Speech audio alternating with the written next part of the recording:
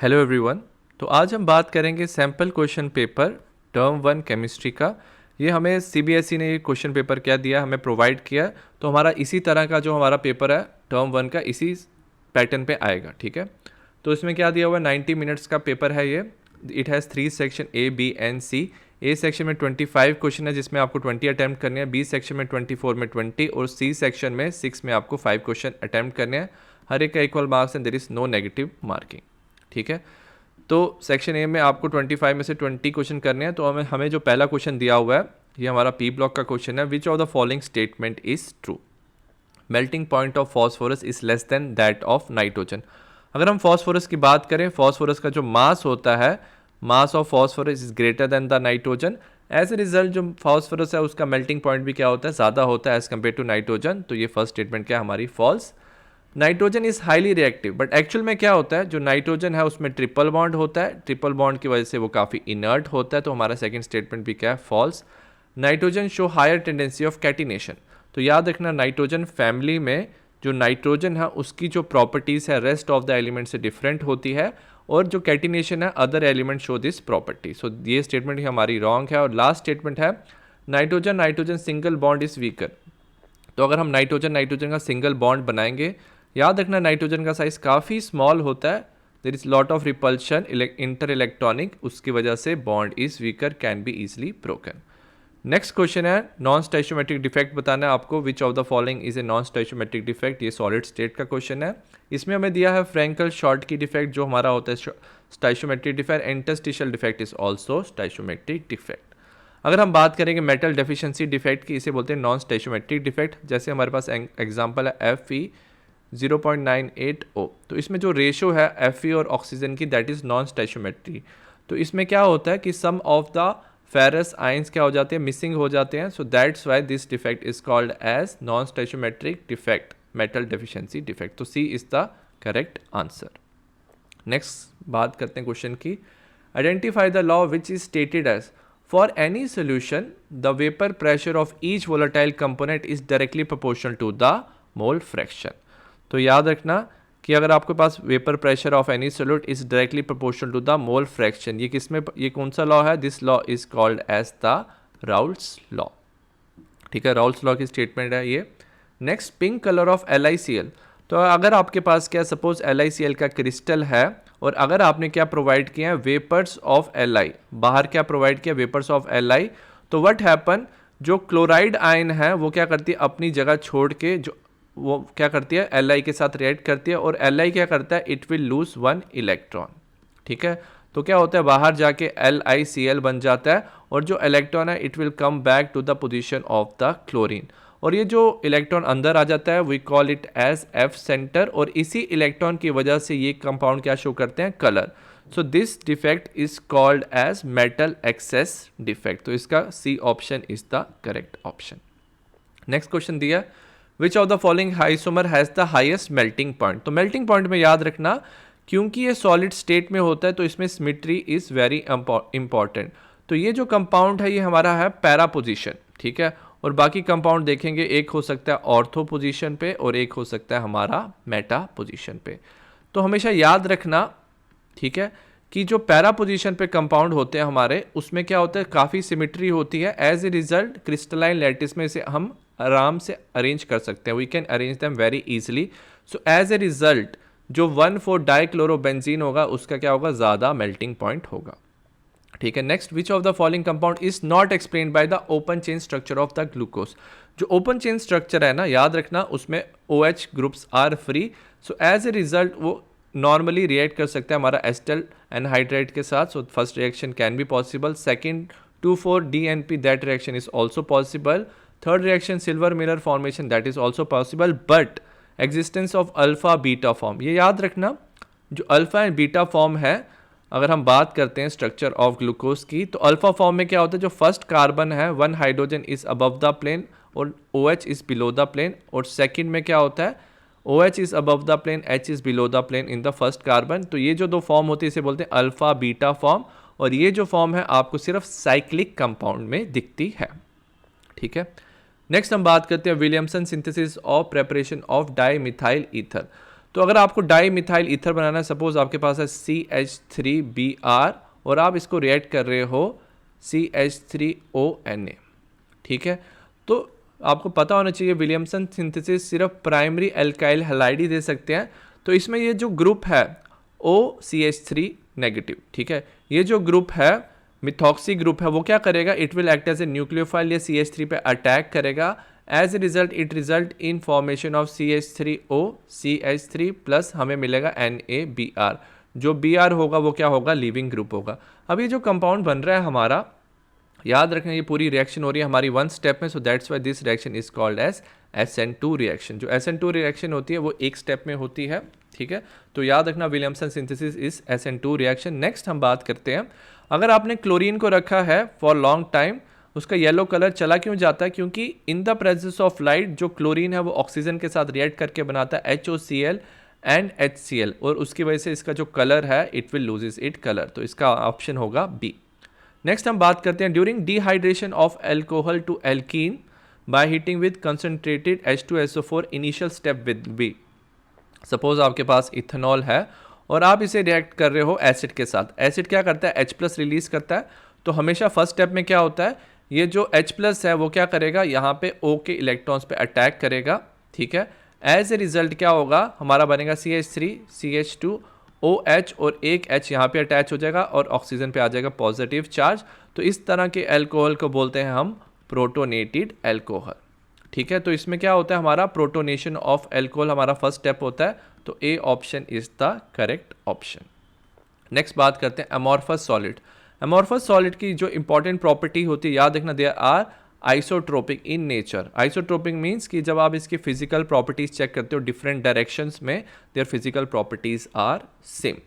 Next, which of the following reaction is used to prepare salicylaldehyde. Salicylaldehyde की preparation हम कैसे कर सकते हैं, अगर आपके पास क्या है, फिनॉल है, आप फिनॉल को रिएक्ट करते हो KOH प्लस CHCl3 क्लोरोफॉर्म के साथ इन presence of acid.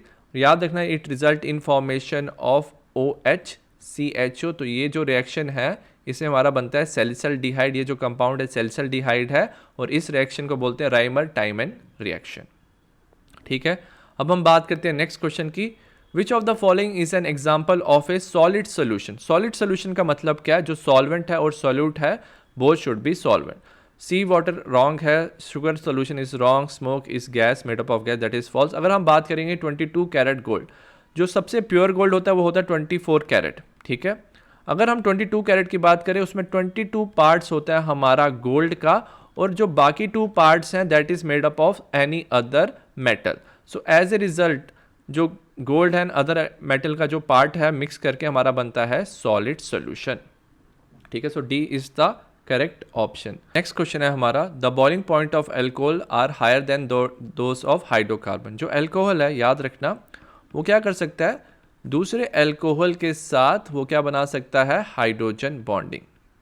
Hydrogen bonding बनाने की वजह से याद रखना जो एल्कोहल है उसका boiling point is higher than the corresponding hydrocarbon. तो इसका हाइड्रोजन बॉन्डिंग होगा। Which of the following has the lowest boiling point.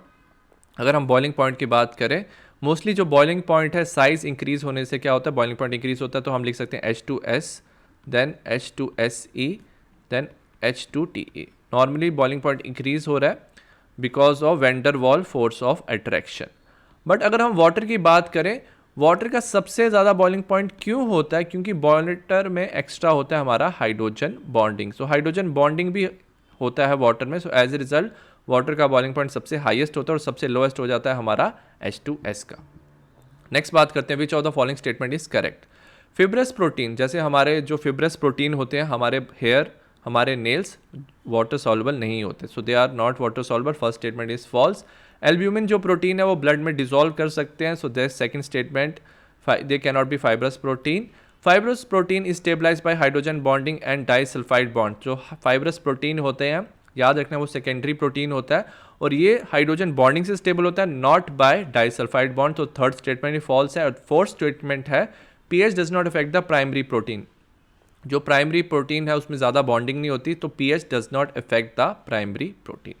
Next question की बात करते हैं, हमें दिया हुआ है 3 फिनाइल प्रोपीन, ठीक है। हमें क्या दिया हुआ है, 3 फिनाइल प्रोपीन ठीक है, और हमें इसे रिएक्ट करना है HBr के साथ इन प्रेजेंस ऑफ पेरोक्साइड। कोई भी पेरोक्साइड लेंगे तो याद रखना ये जो रिएक्शन होती है ये होती है हमारी anti Markovnikov rule.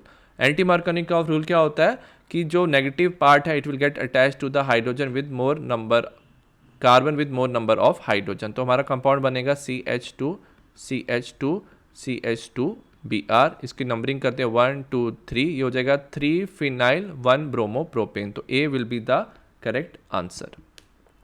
Next question की बात करते हैं, which of the following statement is not correct about ethyl bromide. Ethyl bromide को आपने रिएक्ट किया सोडियम के साथ, मोस्टली हम ड्राई ईथर यूज करते हैं, तो हमारा क्या बनता है, वुड्स रिएक्शन होता है और हमारा बन जाता है ब्यूटेन। नंबर ऑफ कार्बन्स क्या हो जाते हैं, डबल, तो first option is wrong. Next, अगर आप C2H5Br को आप रिएक्ट करते हो AgNO2 के साथ, याद रखना AgNO2 थोड़ा कोवलेंट होता है, तो नाइट्रोजन क्या करता है C2H5 पे अटैक करता है and it result in formation of C2H5NO2 और हमारा बनता है nitroethane. So second option is correct option. और याद रखना कभी भी आपको एल्कोहलिक पोटैश या एल्कोहलिक KSH दिया है तो ये दोनों रिएक्शन होती है हमारी एलिमिनेशन रिएक्शन।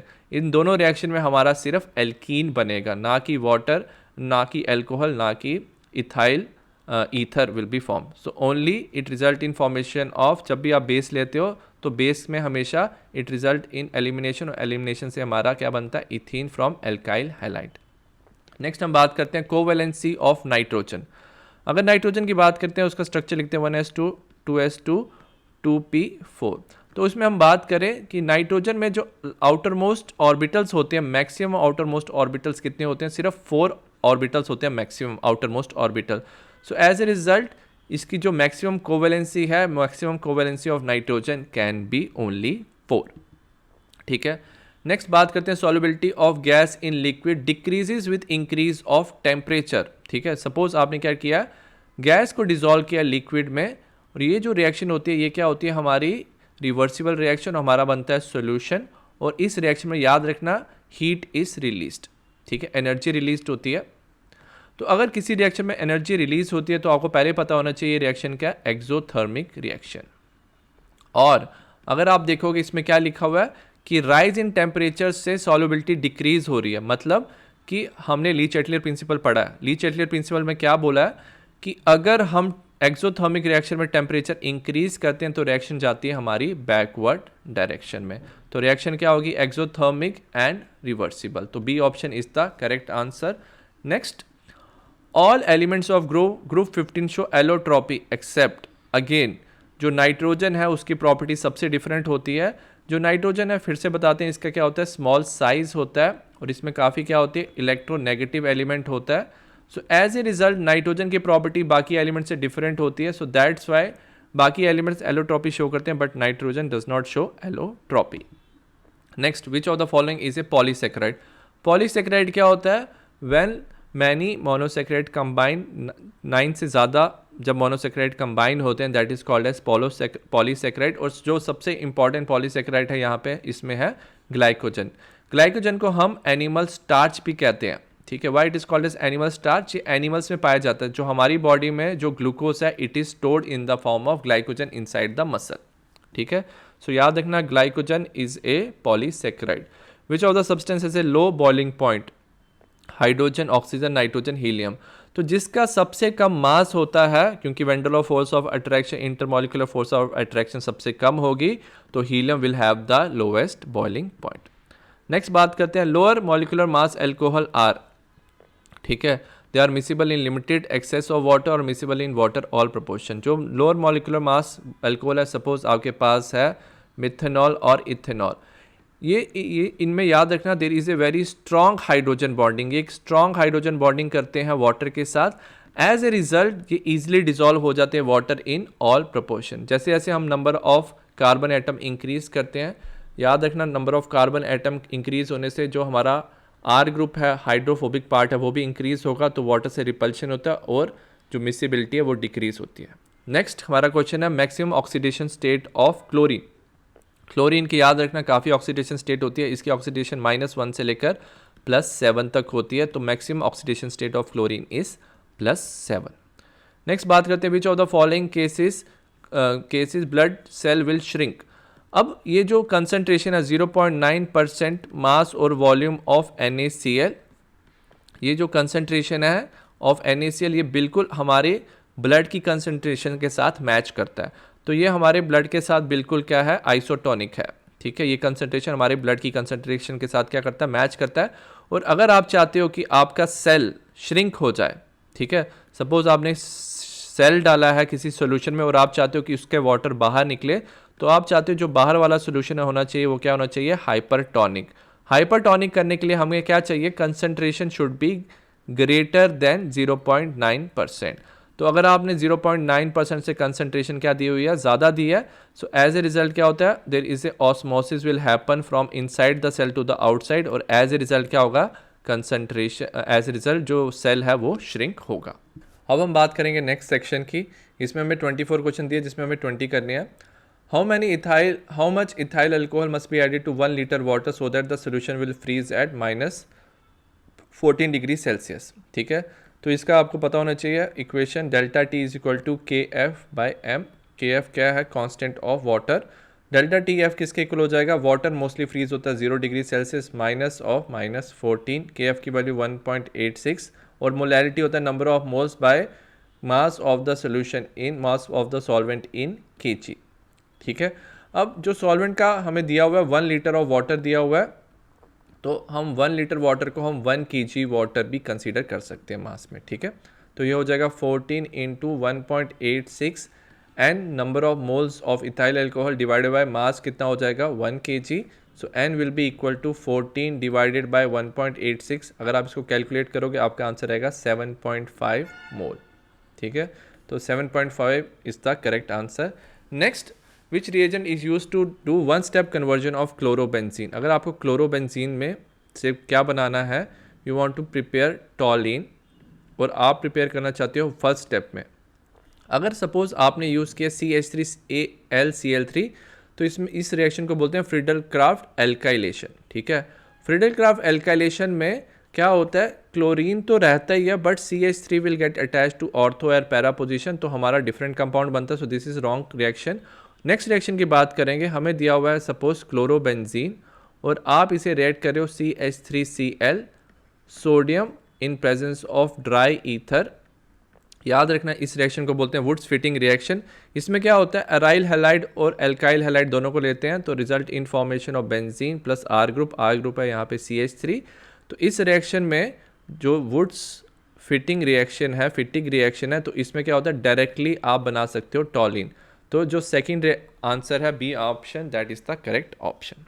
नेक्स्ट बात करते हैं हाइड्रोलिसिस ऑफ XCF6। XCF6 की अगर आप हाइड्रोलिसिस करोगे, it result in formation of XCOF4 plus HF। Next, अब XCOF की हाइड्रोलिसिस करोगे, it result in formation of XeO2F2 plus 4H4।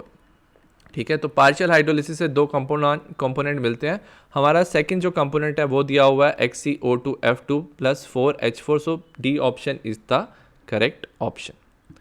Next question की बात करते हैं, which of the following statement is correct for the sucrose. Sucrose की बात करते हैं, it can reduce Tollens reagent. तो आपको सबसे पहले याद रखना चाहिए कि जो सुक्रोज है it is non reducing sugar. ठीक है, एक नॉन रिड्यूसिंग शुगर है, तो वो टॉलिन के साथ रिएक्शन शो नहीं करती, that is false. Undergo mutarotation like, no it does not undergo, that is also false. It causes inversion of configuration. तो अगर हम बात करें इन्वर्शन ऑफ कन्फिग्रेशन, जो सुक्रोज है ये होता है हमारा डेक्स्ट्रो रोटेटरी और इसका एंगल होता है 66.5 डिग्री। जैसे आप इसकी हाइड्रोलिसिस करते हो, वाटर में डालते हो, आपका बनता है ग्लूकोज प्लस फ्रक्टोस। जो ग्लूकोज है याद रखना इसका एंगल होता है 52.5 प्लस का मतलब होता है डेक्स्ट्रो रोटेटरी, और फ्रक्टोस का होता है -92। सो एज ए रिजल्ट जब ग्लूकोज और फ्रक्टोस बनता है, जो फ्रक्टोस है उसका एंगल ज़्यादा हो जाता है। एज ए रिजल्ट जो सुक्रोज होता है डेक्स्ट्रो रोटेटरी होता है, but mixture of glucose and fructose का एंगल क्या होता है, फ्रक्टोस का एंगल ज़्यादा माइनस में होता है, तो इसका जो कन्फिग्रेशन है वो क्या होता है, चेंज हो जाता है। From dextro it will become solution will become levorotatory. तो याद रखना इसका C is the correct option. So sucrose is also called as invert sugar, क्योंकि इसमें इन्वर्शन होता है। Next, phenol does not undergo nucleophilic substitution reaction due to. अगर हम फिनॉल की बात करें तो याद रखना फिनोल में क्या होता है, ऑक्सीजन पे lone pair of electrons, as a result ये क्या करता है, रेजोनेंस करता है, ठीक है।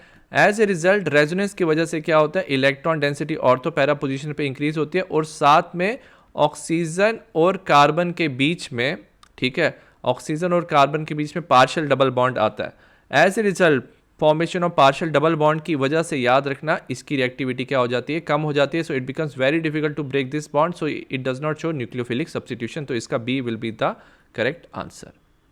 बात करते हैं हम नेक्स्ट रिएक्शन की। Which of the following has the highest ionisation enthalpy.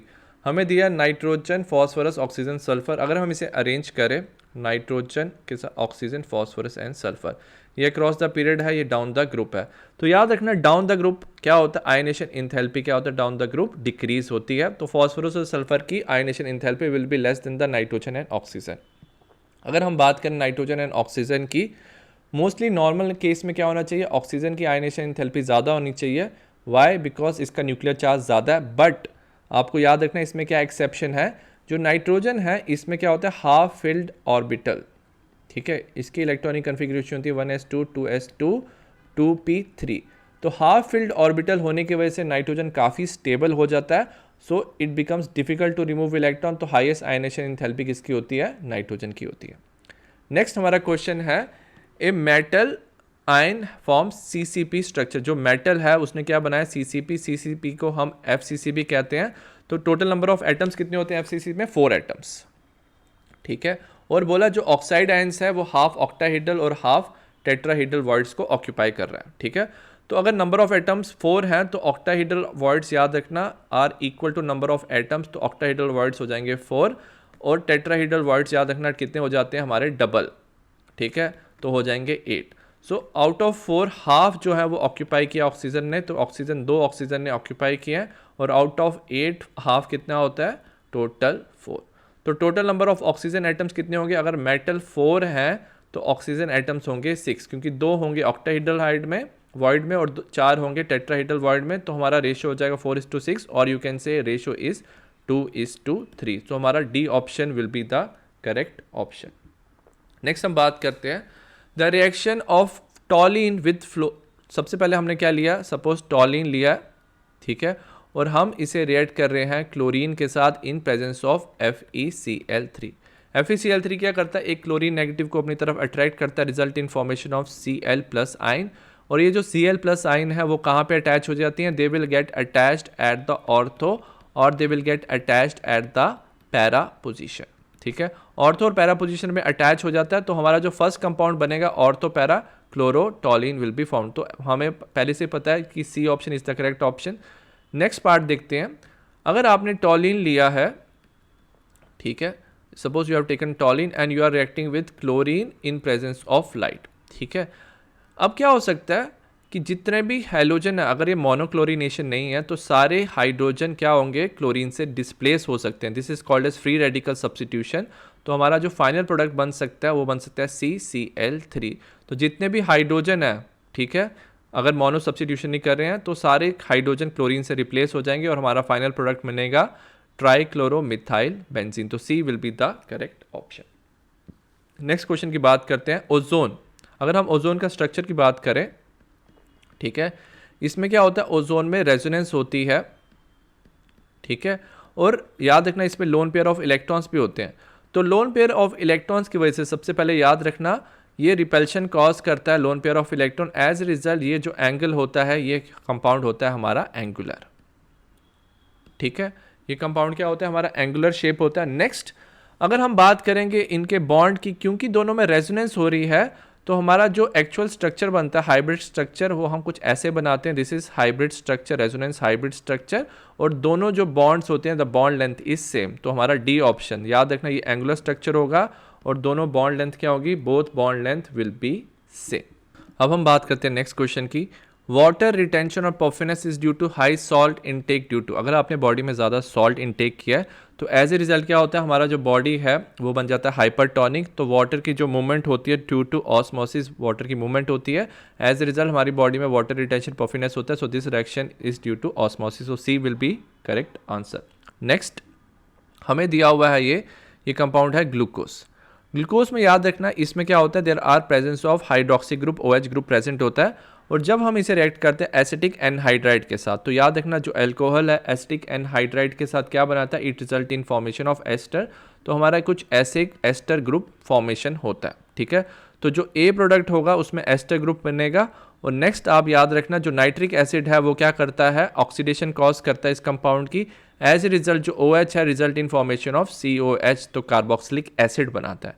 So as a result जो फर्स्ट कंपाउंड होगा एस्टर होगा, सेकंड क्या होगा, एसिड होगा। तो इसमें क्या होगा हमारा जो डी ऑप्शन है, ठीक है। अगर आप ध्यान से देखोगे जो डी ऑप्शन है, डी ऑप्शन में एसिटिक एनहाइड्राइड से हमारा क्या बना, एस्टर और कार्बोक्सिलिक एसिड बना थ्रू नाइट्रिक एसिड। तो D option is the correct option.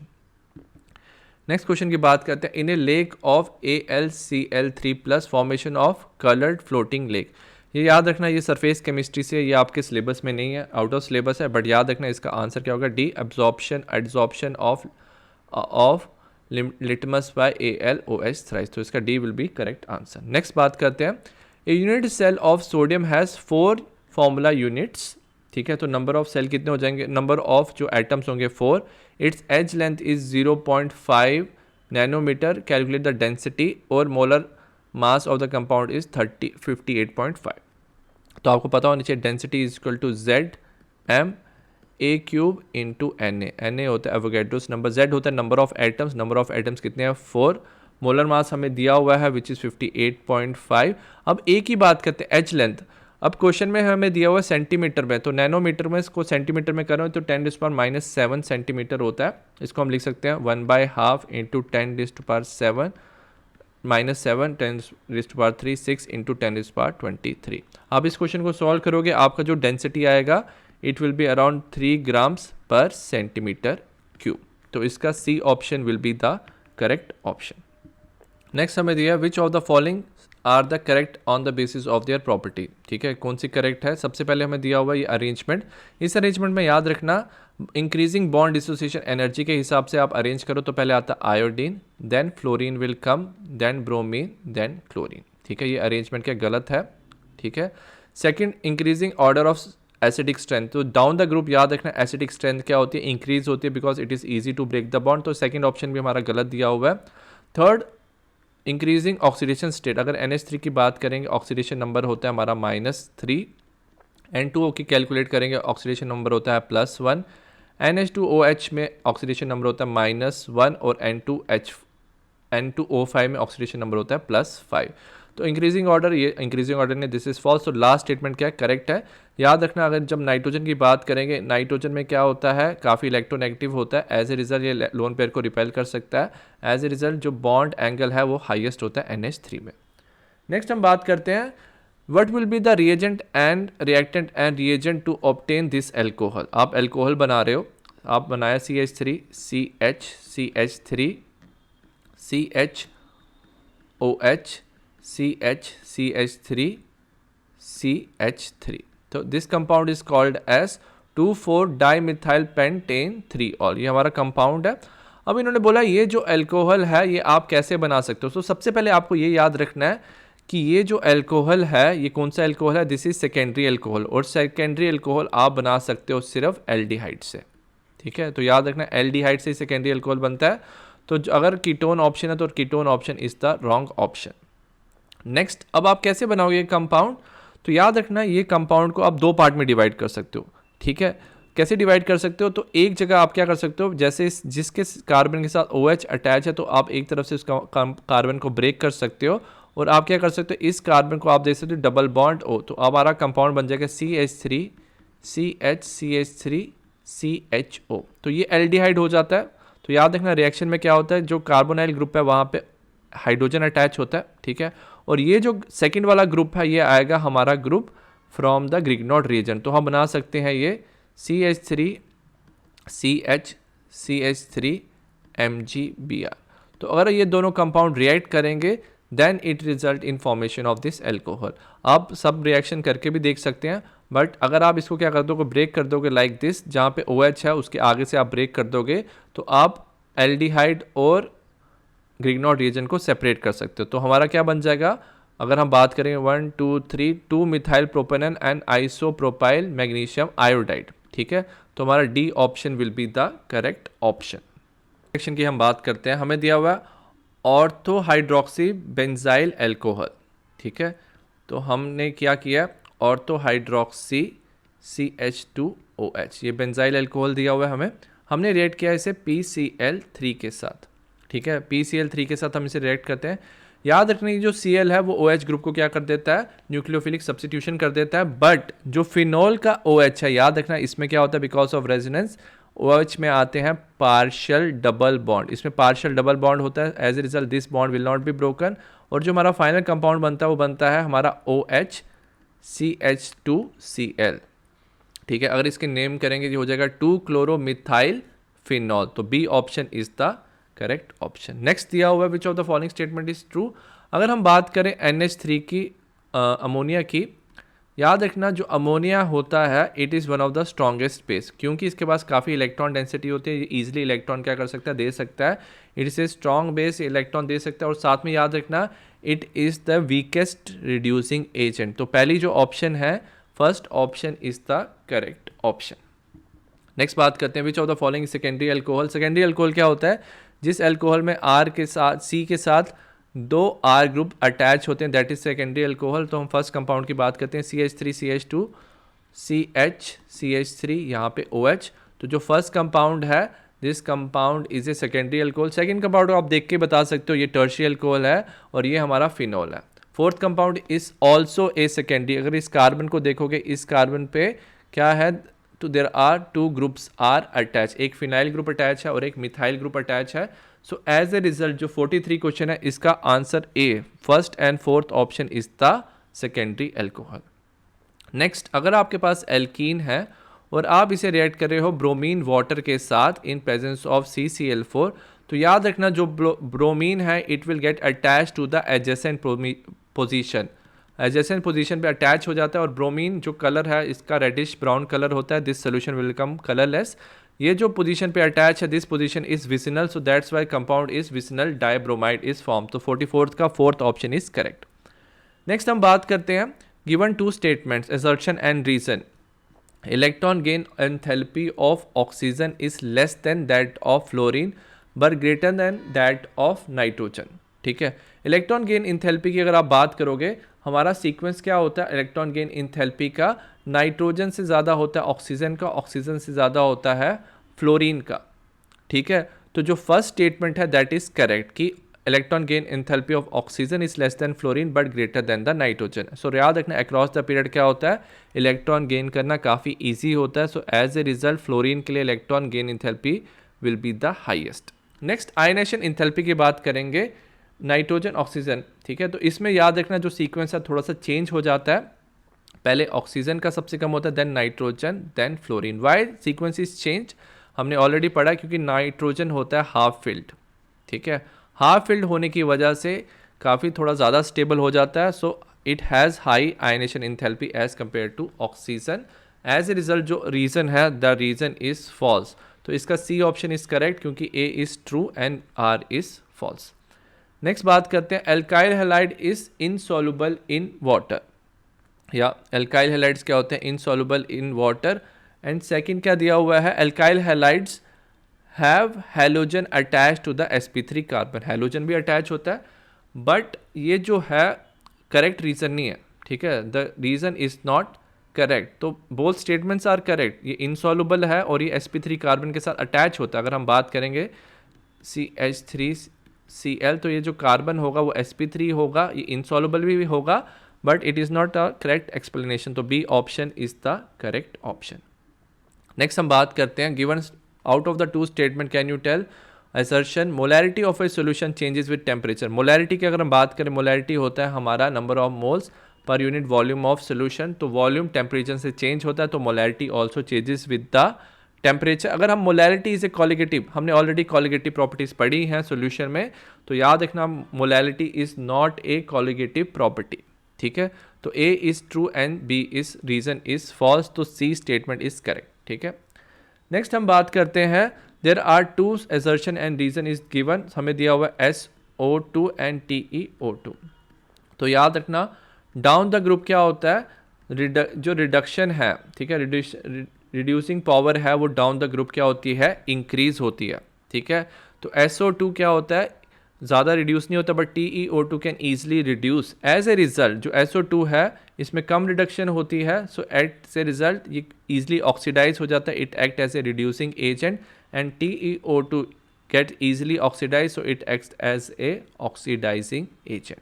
ठीक है, तो A and B statement is correct and it is the correct explanation, तो A option is the correct option. अब हम बात करते हैं नेक्स्ट क्वेश्चन की, cryoscopic constant depend upon nature of solvent. ठीक है, क्रायोस्कोपिक ऑलरेडी कांस्टेंट है, does not depend upon the nature of solvent, तो ये फॉल्स स्टेटमेंट है। Cryoscopic constant is universal constant, so B statement is correct. तो अगर हम इसमें ऑप्शन देखेंगे A is false but R is true, तो D option is the correct option. Next हमारा सेक्शन सी दिया हुआ है। ओवरऑल हमें क्या करना है, इसमें मैच द कॉलम करना है। सबसे पहले हम बात करेंगे अमीनो एसिड्स की। अमीनो एसिड का जो फॉर्मूला होता है, जनरल फॉर्मूला होता है NH2CHCOOH। ठीक है, CHRC। तो अमीनो एसिड क्या कर सकते हैं, ऑन वन साइड जो NH3 ग्रुप है वो H+ एक्सेप्ट कर सकता है, एंड जो हमारा COH ग्रुप है वो H+ डोनेट कर सकता है। एज ए रिजल्ट यहाँ पे पॉजिटिव और नेगेटिव चार्ज स्पीशीज बनती है, इसे बोलते हैं ज्विटर आयन। तो फर्स्ट का क्या हो जाएगा, D option is the correct option. Second की बात करेंगे थायमाइन की। Thiamine is a base in a DNA। DNA में it act as a base, तो सेकंड का C option is correct. Insulin याद रखना, insulin is a type of protein, third का ए ऑप्शन। और फॉस्फोडाइएस्टर बॉन्ड किस में होते हैं, nucleic acids are joined by each other by phosphodiester bond. Phosphodiester bond से ज्वाइन करके ही ये DNA एंड RNA बनाते हैं। ठीक है, तो इसका ऑप्शन क्या होगा, B option will be the correct option. Next हमें क्वेश्चन दिया हुआ, इसमें क्या दिया हुआ, which of the following analogies is correct. Nitrogen का अगर इलेक्ट्रॉनिक कन्फिग्रेशन दोगे दिस इज करेक्ट, आर्गॉन का इलेक्ट्रॉनिक कन्फिग्रेशन इज रॉन्ग, ये नियॉन का दिया हुआ है। जो कार्बन है फॉर्म द मैक्सिमम कंपाउंड वो बनाते हैं, बट जीनॉन नो कंपाउंड। हमने पढ़ा है कि जीनॉन भी कुछ कंपाउंड बना सकता है। XeF2 is a linear structure Cl, तो याद रखना ClF3 is A T shape structure, ये भी फॉल्स स्टेटमेंट है। तो हमारा करेक्ट स्टेटमेंट क्या होगा, D, helium help in meteorological observation, argon in metallurgical process, तो D statement is the correct statement. ठीक है, नेक्स्ट बात करते हैं, same molecular formula but different structure, इसे बोलते हैं हम आइसोमर। ठीक है, सेम मॉलिक्यूलर फॉर्मूला हो किसी कंपाउंड का, different structure, isomer. Non superimposable mirror image, ये हमने पढ़ा था ऑप्टिकली एक्टिव कंपाउंड में, और जो non superimposable mirror image होते हैं we call them as enantiomers.